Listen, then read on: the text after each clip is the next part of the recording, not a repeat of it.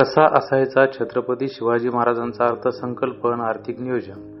छत्रपती शिवाजी महाराजांनी आर्थिक नियोजनात शेतकरी आणि सैनिकांना केंद्रस्थानी ठेवले. राज्याच्या कोषागारात युद्धात हस्तगत केलेला संपत्ती जमा करण्याची परंपरा शिवकाळात होती. शिवरायांनी उद्योग आणि व्यापाराला चालना देऊन अर्थव्यवस्था बळकट केली. योग्य आणि माफक करसंकलन शिवरायांच्या अर्थनीतीचा महत्त्वाचा भाग होता.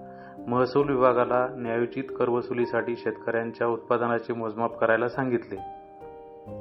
मुलुकगिरीत पीक नष्ट करणाऱ्या सैनिकांना कठोर शिक्षा देण्यात आली. मावळ्यांना शेतीसोबत सैन्य सेवेस प्रवृत्त करून अर्थतज्ञासारखे नियोजन केले व यामुळे शिवरायांचा जो सागरी कायदा होता, शिवरायांचा सागरी कायदा इंग्रज आणि पोर्तुगीजावर नियंत्रण ठेवण्यासाठी होता. 1974 मध्ये मराठी आरमारात 74 युद्धनौका होत्या. जहाज बांधणी उद्योगासाठी मागास जातींना सामावून घेतले. कुलाबा बंदरावर मराठा आरमारासाठी प्रगत जहाज बांधणी केली. शिवरायांनी सागरी संरक्षणासाठी स्वतंत्र आरमारी तुकड्या तयार केल्या. व्यापार वाढावा यासाठी रायगड किल्ल्याजवळ भक्कम बाजारपेठ निर्माण केली. सैन्याला योग्य दरात वस्तू उपलब्ध होण्यासाठी व्यापार धोरण राबवले. शस्त्रास्त्र निर्मितीला चालना देऊन स्वयंपूर्णतेचा मार्ग स्वीकारला.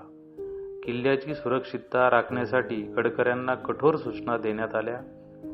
आग प्रतिबंधक उपाय म्हणून कोठारात दिव्यांच्या वापराबाबत नियम घालण्यात आले. औद्योगिक सुरक्षिततेची संकल्पना शिवकाळातच प्रस्थापित झाली. आधुनिक काळातही शिवरायांचे अर्थकारण प्रेरणादायी ठरते.